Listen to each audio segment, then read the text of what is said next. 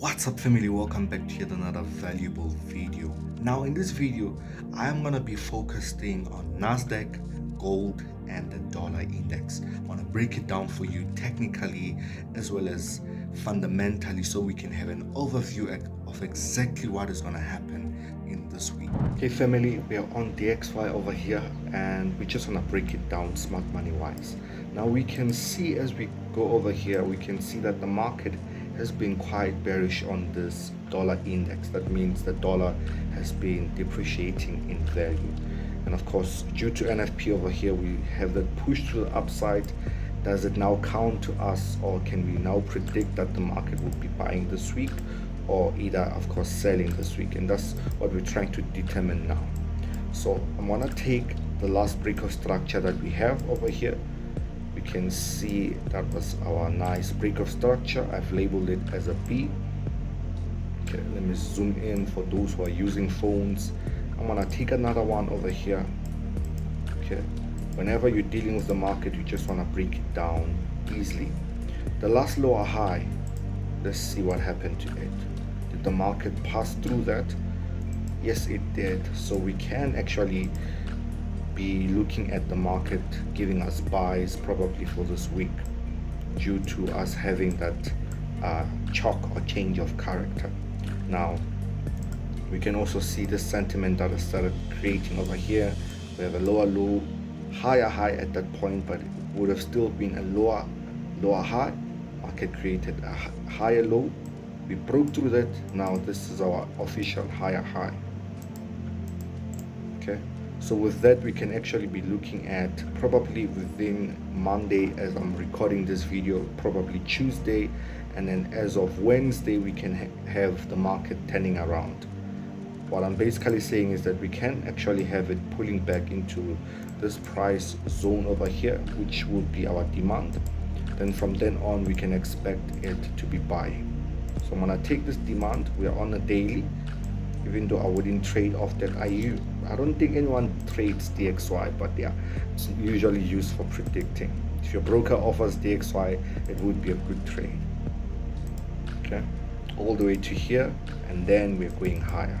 So probably if we can just close bearish today, Tuesday retest on this demand, Wednesday buy, Thursday buy, Friday close off on buys on this high, or even break that higher high depending on this week's momentum. Okay, that's what I see on DXY. Let's go into NASDAQ over there. So when it comes to NASDAQ, we can see we did have huge sells last week. We had a lot of momentum, and what I usually try to do at the beginning, and this is the way you can also analyze, is try to decipher structure. We can quite see that we've been in a very strong bullish market, and suddenly we had that displacement. Which level did it break? That's my main concern. Okay, on DXY we only needed to be on the daily time frame. I'm going to go to the 4H time frame to have a little bit more inside information from these candlesticks. Now as we're breaking it down, I can see here the last higher low that was broke. In fact, we can take this one that is quite much clearer. That can be our change of character. Up there we do have a break of structure. I always like my change of character taking structure first, so I took that structure and now we're changing character. So we can actually say we put our Fibonacci from here to this point. As we're expecting a pullback, we can be saying that we can be expecting NASDAQ to be pulling back all the way to this fair value gap. Okay, now depending on this week's momentum, maybe we can start reversing around about Thursday. If not, that will be a prediction for next week. So this week we can actually expect the market on NASDAQ to start pushing up.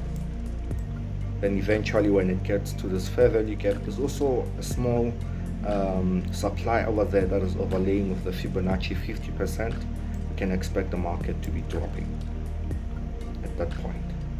Okay, so what's causing this buy over here? Because we're sitting on a nice demand zone all the way from here. Okay, That's the demand zone where the market, there was a lot of liquidity over here, so it still built up that liquidity that demand zone touched, and we're buying, and then it's gonna take it as liquidity. Okay, so far that's my predictions. Let's go into gold.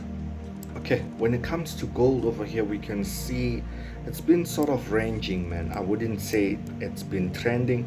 If we can just break it down, look at this. This has just been a ranging market on the daily time frame.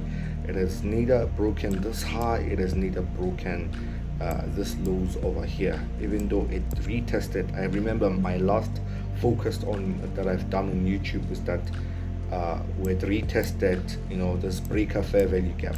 So it has never, even after 2 months per se, let's take this highs, let's take this lows.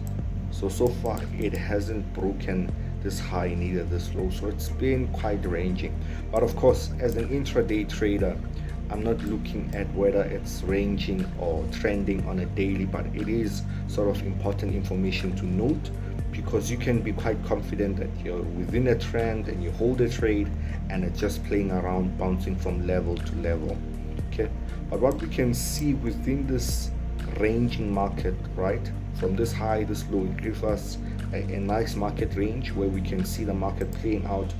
You can see on Friday, this is where it retested on the demand zone, and of course it started buying for that NFP. Now it did sort of take a level here. I'm gonna go all the way to the 4H, and we can see which level it took there, and that gives us a change of character. Now the change of character is quite clear, as we had actually bought with NFP, so that we can have this market pulling back this week. In fact, as of today, we can really have it pull back and then start buying. I'm looking at it, it's quite clear when it comes to gold. Gold has been quite clear. So if you take this breaker where we do have that change of character, okay, breaker fair value gap, we can actually have it pull back over here and continue to buy further. And hopefully as this month go of August, we can actually have gold breaking that high, hopefully. But of course, as an intraday trader, it's not quite relevant. As long as you can capitalize on every day's move, that's what matters. Okay, that's it guys for our focus. I'm a bit rusty when it comes to doing this stuff, but hopefully, as I create more content, I can come back as fresh as possible. Let me know what you think about this markets, either on the dollar index or NASDAQ or gold. And yeah, more videos are going to be coming on this channel. So God bless you. Thank you so much.